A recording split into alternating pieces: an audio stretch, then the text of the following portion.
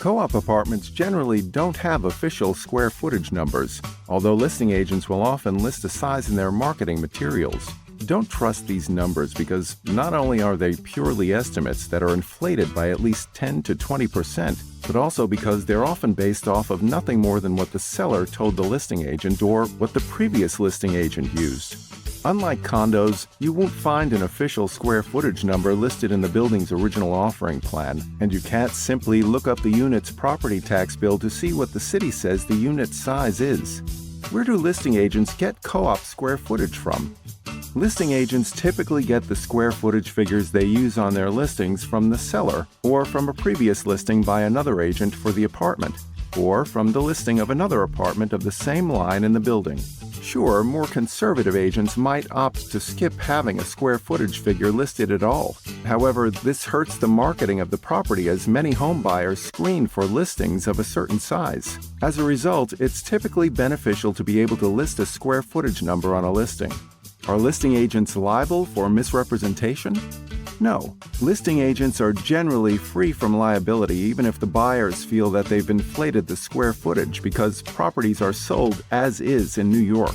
Floor plans and listing descriptions typically have disclaimers which make it explicitly clear that the marketing materials provided are for informational purposes only and are estimates, and that the buyer is free to do their own due diligence.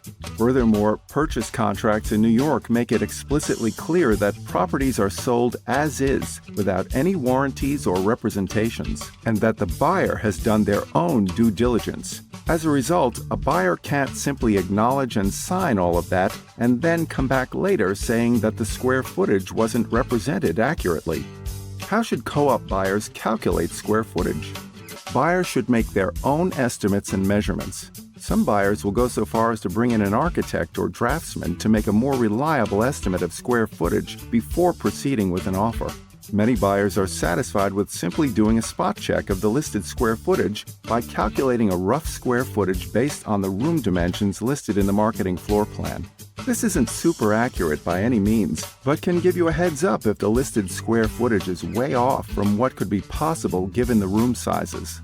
Other buyers simply use their gut to compare co-op apartments with similar condo listings, where square footages are usually listed, to get an internal sense of how big, approximately, a co-op apartment is. Remember, however, that square footage isn't measured uniformly, even between different condo buildings.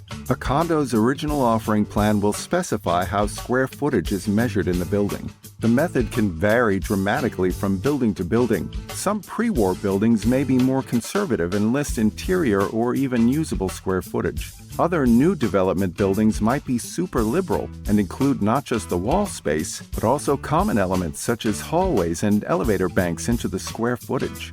Buying a co-op? Have an experienced buyer's agent guide you through the co-op purchase process, plus earn 2% back on your home purchase with a Hauseit buyer closing credit. Learn more at www.hauseit.com.